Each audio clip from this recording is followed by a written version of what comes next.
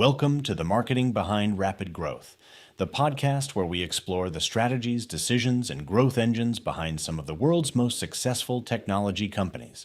Today we're talking about the Browser Company of New York. Picture this. It's late 2024. A founder is sitting alone in a Paris apartment deep in the night, typing into ChatGPT. He isn't testing a competitor's product for fun. He is staring down the barrel of a hard truth. His company is winning. Millions of weekly users. Investors who built Zoom, Stripe, and Figma writing checks. A browser that people don't just use, they defend it online like it's a sports team. And yet, he can't shake the feeling that he's selling candles at the dawn of the electric light bulb. That founder is Josh Miller, and the browser is Arc. This is the story of how a small team convinced the world that a browser could have a soul, and then had the courage to walk away from their own creation before the market forced them to. It's a story that ends with a $610 million acquisition by Atlassian, but the real lesson isn't the price tag, it's everything that happened before it. Let's start with the arena Arc was born into. For 2 decades, the browser market looked like a graveyard, a $1 trillion graveyard, littered with startups that tried and failed to unseat the giants. Chrome, Safari, and Edge controlled roughly 88% of the market, not because they were the best products anyone could imagine, because they were the defaults already sitting on your desktop. Josh Miller and his co-founder, Harsh Agrawal, looked at this landscape and asked a different question. Not, how do we build a better browser? But, why hasn't anyone built one? The answer was uncomfortable for Google.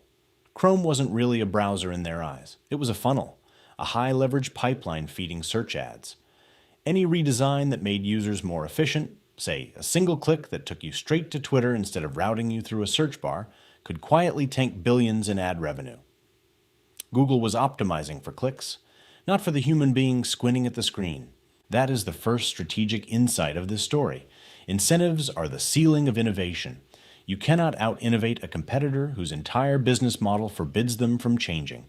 Chrome's dependency on search advertising wasn't a weakness. TBC discovered by accident. It was the crack in the foundation they built their entire company inside of. So what did they build? They noticed something simple but profound. For a huge segment of people, and what they called laptop people, the browser had quietly become the operating system. We don't really live inside Win32 applications anymore. We live inside URLs.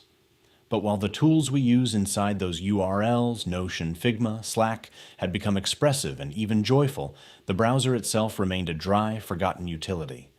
Nobody had bothered to give it feelings.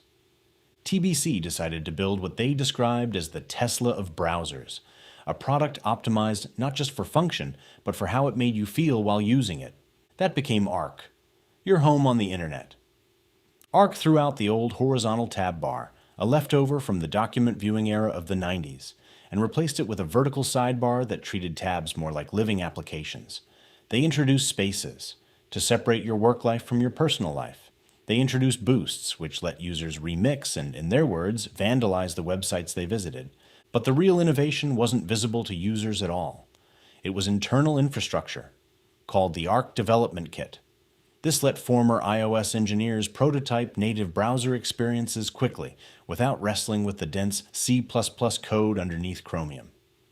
Speed became a competitive advantage. Speed let them experiment constantly, adding features, but just as often subtracting them. They shipped changes every single Thursday, and they told their users something almost nobody in software dares to say out loud. 50% of what you're using today won't exist in 5 years.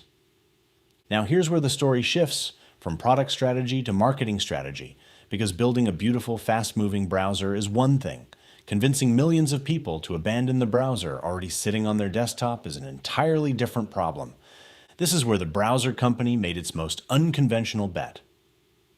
Instead of polished advertising, instead of the usual disruption talk every startup leans on, they chose radical transparency as their primary growth engine.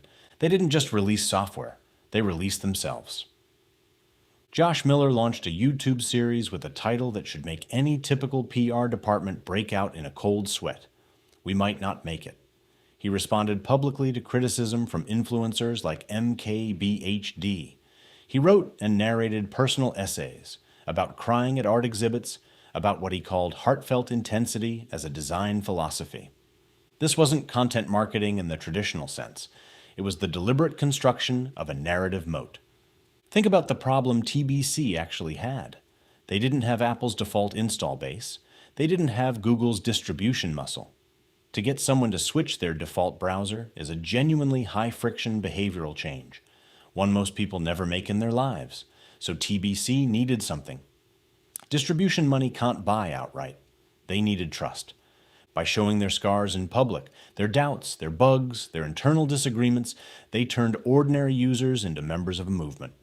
When Arc hit a serious security vulnerability in 2024, something telling happened. The community didn't turn hostile. They stayed loyal. Because these weren't just customers of a product. They were supporters of a small team of self-described mutts and artists trying to fix something broken about the internet. That transparency bought TBC something incredibly valuable: permission to be imperfect.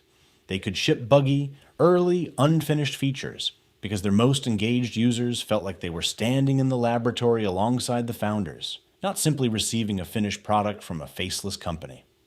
Radical transparency, in other words, wasn't just a marketing tactic.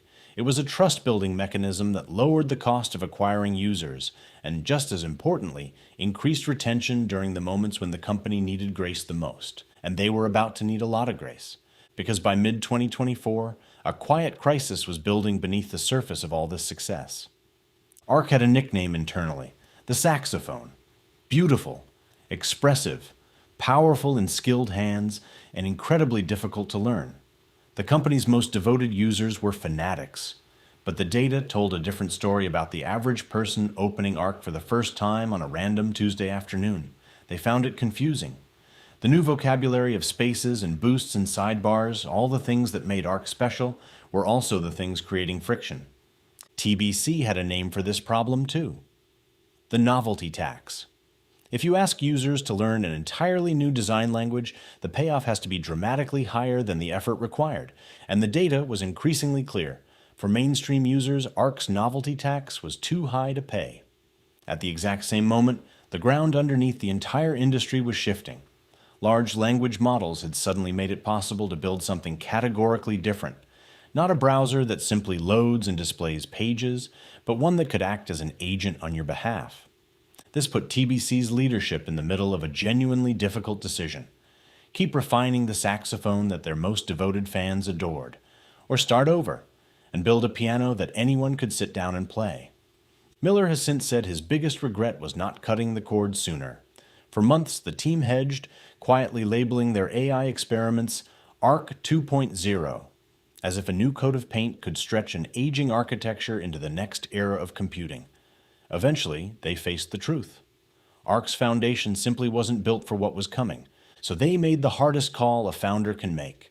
They put Arc, their flagship, their pride, the product that had made people fall in love with their browser again, into maintenance mode. And they pointed the entire company towards something new: an AI-native browser called Dia. Dia represented everything TBC had learned from Arc's shortcomings. Where Arc asked users to learn new metaphors, Dia tried to hide its complexity behind familiar ones. If Arc's promise was organize your chaos, Dia's promise was closer to let me handle your busy work. The bigger idea here was a shift from browsing to doing, not a browser that shows you a list of links, but one that can browse for you. TBC even described an ambition to build a kind of memory into the browser, a personalized model shaped by everything you do inside it, not Sam Altman's GPT. As they put it, something more like GPT David, a model that belonged to you. This was no longer a document viewer. It was becoming a system of action. And that reframing is exactly what caught Atlassian's attention. For Atlassian, the $610 million acquisition of the browser company wasn't simply about acquiring talent or a clever product. It was a defensive move against a much larger threat. If AI agents become the new starting point for how people get work done, traditional systems of record, tools like Jira and Confluence, risk becoming background infrastructure instead of the main event. Owning the browser meant owning the new front door to enterprise work itself. So what should marketers and founders actually take from this story? First, remember that incentives set the ceiling on innovation. You rarely beat an incumbent by being slightly better at what they already do. You beat them by finding the thing their business model won't let them do at all. Second, take the novelty tax seriously. If you're asking users to learn something new, the reward on the other side needs to be dramatically, obviously worth it. Ark's ambition was real, but its complexity outran its payoff for the average user. Dia was built as the correction.